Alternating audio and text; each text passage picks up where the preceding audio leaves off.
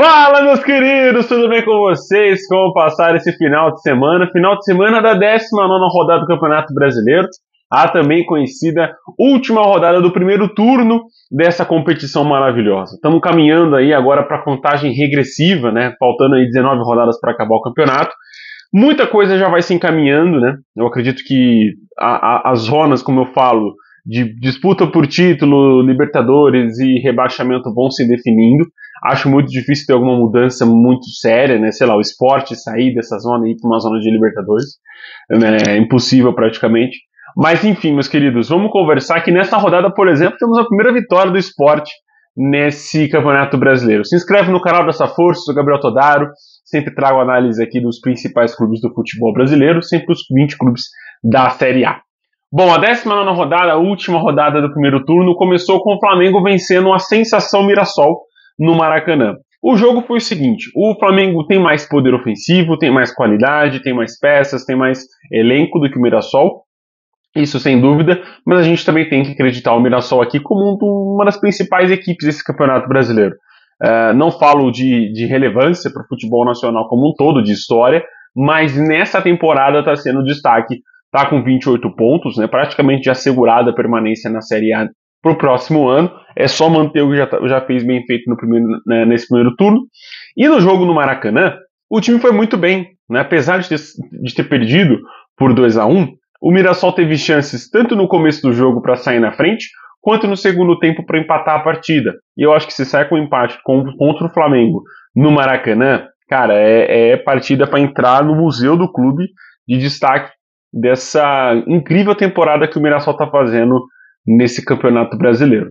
Léo Pereira fez o primeiro gol do jogo, o Plata fez o segundo para o Flamengo, e aí o Gabriel, marcando com a lei do ex, fez o gol de honra do Mirassol. Primeiro gol do Mirassol na história do Mirassol no Maracanã. Então, e aliás, que uniforme bonito em Mirassol. Manda pra gente aqui, pô. Sempre vou ser muito grato por vocês por isso.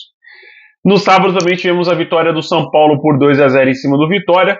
Bobadilha e Sabino fizeram os gols do Soberano. Foi um jogo, né, que o São Paulo dominou realmente a partida, não tomou muitos sustos do Vitória ao longo do jogo.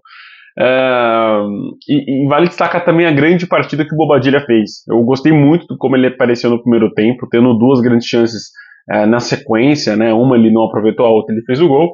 Mas é um jogador que cresceu com o Crespo, né? Esse meio de campo o Crespo conseguiu encaixar melhor, coisa que o Zubeldia não conseguia fazer. Mas a fase que o São Paulo vem passando com o Zuba é de se destacar sim. Para mim, o principal fator que mudou essa questão anímica, pelo menos, do São Paulo até o final do ano. Também no sábado, o Inter venceu fora de casa o Bragantino por 3-1. O Inter estava com uma formação um pouco diferente, porque meio de semana vai ter o jogo contra o Flamengo na Libertadores. Então, é normal que algumas peças não tenham entrado no time titular, mas o time sai na frente com o Ricardo Matias, faz o segundo gol com o Alan Patrick de pênalti, depois amplia com o próprio Ricardo no comecinho do segundo tempo, e aí o Bragantino acaba fazendo o seu gol de honra com o Isidro Pita 10 minutinhos depois. Foi um jogo muito equilibrado, né? Assim, o placar eu acho que engana bastante, porque tanto o Bragantino quanto o Inter criaram bastante. Mas é aquilo que eu estou falando, desde o começo do Campeonato Brasileiro, desde o Campeonato Estadual, por exemplo, do Campeonato Paulista, o Bragantino consegue criar, é um time que tem criatividade ofensiva, mas é um time que aproveita pouquíssimo disso, né? Dentro de casa, essa porcentagem de chances criadas e aproveitamento estava um pouco mais equilibrada, mas fora de casa o time aproveita bem menos do que aproveitado no Nabi Abichedi e posteriormente no Cícero de Souza Marques. Mas é um time muito bom, né? Não deve perder posições e ir para a zona de rebaixamento, é um time que vai ficar ali naquela zona de Libertadores, Copa Sul-Americana. E o Inter é importante retomar essa sequência de vitórias do Campeonato Brasileiro e confiança também para o jogo contra o Flamengo, né? Peças reservas entrando, modificando, dando outro ar para esse time do Inter, que precisa encontrar exatamente isso, fôlego para o restante da temporada, porque depois do Campeonato Gaúcho o time caiu bastante de rendimento. No sábado também tivemos a goleada do Botafogo em cima do Fortaleza por 5-0. Marçal 2 vezes, Arthur Cabral, David Ricardo e Matheus Martins fizeram os gols do Fogão na partida. Um jogo que ficou muito marcado pela expulsão do jogador do Fortaleza, não vou me recordar agora o nome, mas foi expulso. E isso prejudicou, né, o desempenho do Fortaleza ao longo da partida, expulsão justíssima. Mas, cara, eu acho que no 11 contra 11 dificilmente esse placar seria feito dessa maneira, não teria sido um 5-0, mas o Fortaleza foi facilmente dominado pelo Botafogo no Castelão. É uma derrota doída pro Leão do Pici, não esperava um jogo tão desequilibrado assim. Mesmo com a expulsão, achei que o Fortaleza faltou um domínio no segundo tempo, que foi onde realmente arriou e acabou levando esse 5-0 nas costas. Jogaço, né? O sábado ainda nos rendeu um belo jogo de futebol entre Bahia e Fluminense. Um jogo de viradas, de empates, de emoção até o final. O Flu sai na frente com o Cano. O Bahia empata com um gol contra do Bernal ainda no primeiro tempo. Ambira com o Everton Ribeiro também no primeiro tempo. E aí a gente vai pro segundo tempo, quando o Fluminense consegue o empate com o Cano. O Nonato, aos 72, faz o gol da virada do Fluminense. E aos 89 minutos do segundo tempo, o Luciano Juba faz o gol de empate do Bahia. Jogaço na Fonte Nova. Gostei muito do que eu vi dos dois times, né? Jogando a Vera com o rendimento lá em cima, com o nível de futebol sempre lá em cima, né? Com entrosamento, com desempenho, né? O desempenho dos dois times sempre no máximo ao longo dessa partida. Eu gostei muito do que eu vi, tanto de Bahia quanto de Fluminense, mas ficaram no empate. O Bahia não tem calendário nesse meio de semana, né? Não tem Copa Sul-Americana, nem Libertadores, já o Fluminense tem a sua Copa Sul-Americana para disputar terça-feira agora, né? Vai disputar a Copa Sul-Americana contra o América de Cali. Bom jogo, cara, gostei. E, cara, que uniforme lindo do Bahia também, viu? Nossa senhora, Bahia e Mirassol, os destaques de uniformes desse final de semana. Né? Os terceiros uniformes foram lançados e muito bonitos mesmo. Cara, no domingo a gente teve um empate entre 1-1 entre Vasco e Atlético Mineiro. O Atlético sai na frente com segundos de jogo. O Gabriel Menino faz um belo gol, dando a parcial vitória pro Atlético. Só que aí, aos 18 do primeiro tempo, o Verratti de pênalti faz o gol de empate. Cara, foi um pênalti do Coutinho bem mandrake, né? Convenhamos, não foi um tranco suficiente para marcar uma penalidade. Eu acho que o VAR errou ao chamar o árbitro para revisar o lance.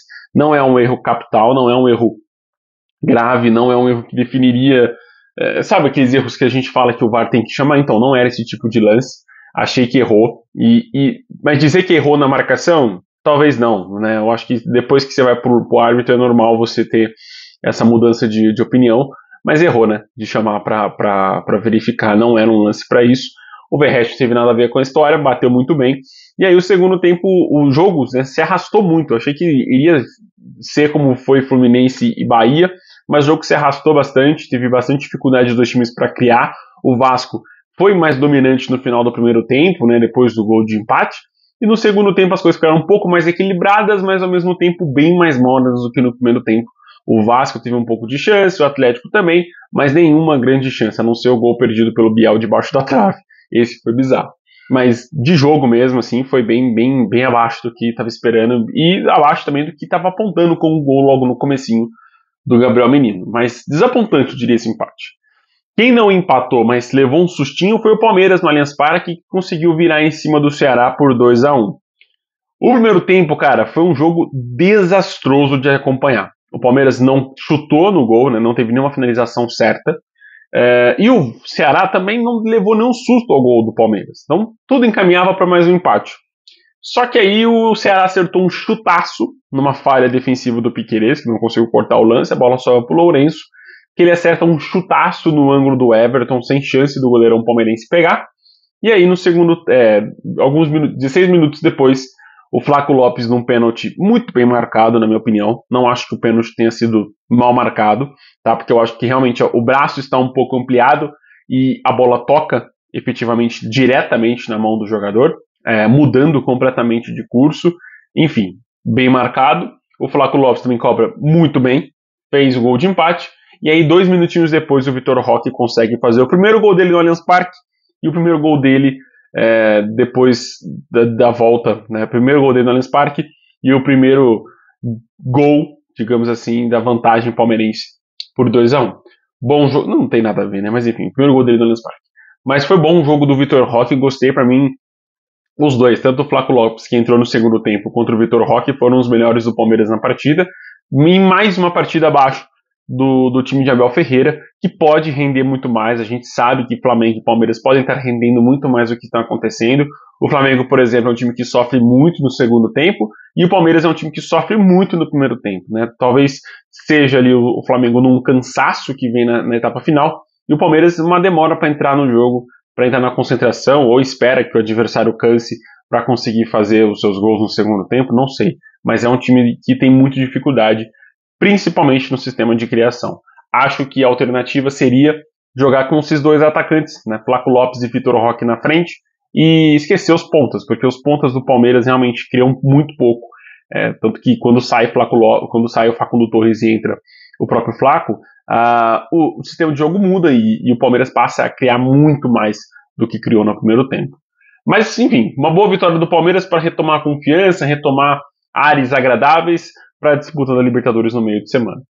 No domingo também tivemos uma vitória improvável e que eu não esperava que fosse acontecer. A virada do Santos em cima do Cruzeiro no Mineirão foi o grande jogo desse final de semana, sem sombra de dúvidas, porque é uma vitória que separa, né, o Santos dos outros competidores da zona de rebaixamento.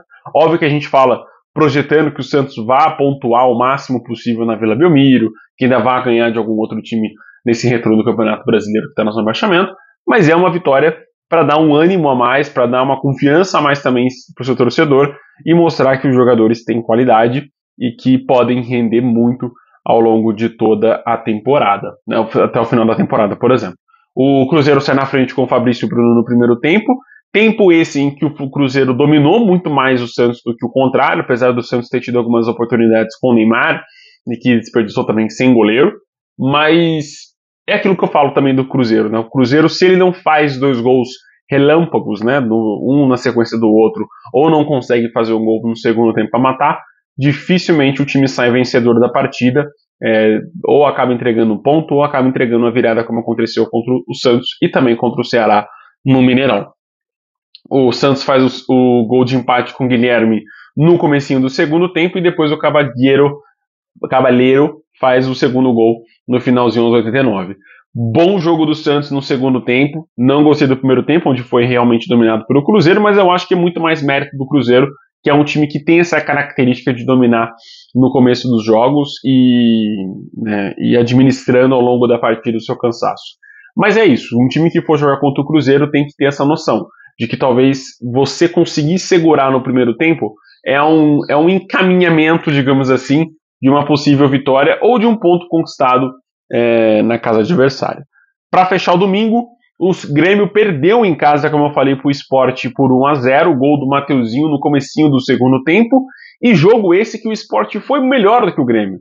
Né? O time de Recife teve as melhores oportunidades, tanto no primeiro tempo quanto no segundo tempo, e no segundo tempo realmente dominou o jogo, né? Teve seu jogo ali na mão, controlou as ações tanto do Grêmio quanto suas próprias, né? Teve chances de ampliar, desperdiçadas, teve não deu tantas chances assim para o Grêmio conseguir fazer o gol de empate. Foi sim um grande jogo do Sport. E é aquilo que eu falei desde o começo do Campeonato Brasileiro. O Sport é um time que cria, o Sport é um time que sabe ser ofensivo, mas que precisava encontrar um equilíbrio entre a defesa e o ataque. E principalmente conseguir converter as chances que estava criando na frente. Contra o Santos, criou inúmeras oportunidades e aproveitou poucas delas. E isso se repete nos jogos que teve ao longo do Campeonato Brasileiro, tanto na Ilha do Retiro quanto fora de casa. É um time que consegue criar, consegue ter oportunidades, mas que aproveita poucas delas. Então, quando tivesse esse equilíbrio, quando atingir um equilíbrio como esse, vai pontuar, vai vencer, vai fazer bons jogos, como fez contra o Grêmio na Arena do Grêmio. Na segunda-feira, aí sim, para fechar a última rodada do primeiro turno do Campeonato Brasileiro, o Juventude venceu o Corinthians por 2-1, um jogo também dominado pelo Juventude, apesar do Corinthians ter tido a bola, ter tido posse de bola, etc. Quem teve as chances, quem teve o domínio da partida, porque não precisa você ter a bola ou a posse de bola para controlar o jogo, o Juventude dominou as ações do Corinthians e venceu com autoridade. Poderia ter vencido com mais autoridade porque fez o 2-0 e acabou levando o gol no finalzinho do Mateuzinho, mas foi um jogo muito, muito, muito controlado pelo Juventude, cara, até me surpreendeu. Boa estreia do novo técnico aí que tá no Juventude, Carpini, né, O Thiago Carpini à frente do comando do Juventude. Gabriel Tagliari e Matheus Babi fizeram os gols do Jaconeiro. Como eu falei, Mateuzinho de falta num gol esquisito, né, goleirão? Um gol esquisito que o goleiro do Juventude acabou levando. Fizeram os gols desse jogo, que terminou com a vitória do Juventude no Alfredo Jaconi. Tomara, cara, tomara que o Juventude encare os seus jogos em casa como os principais fatores para o time ficar na Série A e consiga pontuar. Porque eu gosto do Juventude, eu gosto dessa mística em torno de Caxias do Sul na Série A do Campeonato Brasileiro. É isso, meus queridos. Forte abraço, fiquem com Deus, até o próximo vídeo. E, aliás, do 12º colocado, e aí vamos pegar a tabela aqui rapidinho. Do 12º colocado, que é Ceará, Corinthians, Santos, Grêmio, Vitória, Vasco, Fortaleza, Juventude e o próprio Sport, todos esses têm chances de visitar a zona vermelha até o final do Campeonato Brasileiro, tá? Então, se seu time está nessa zona, eu ficaria um pouco preocupado, porque tem muito time com um jogo a menos e pode ter mudanças significativas nessa parte de baixo do Campeonato Brasileiro. Forte abraço, meus queridos, até o próximo vídeo, que vem na sexta-feira trazendo as análises da Copa Libertadores e também da Copa Sul-Americana. Até mais, tchau, tchau.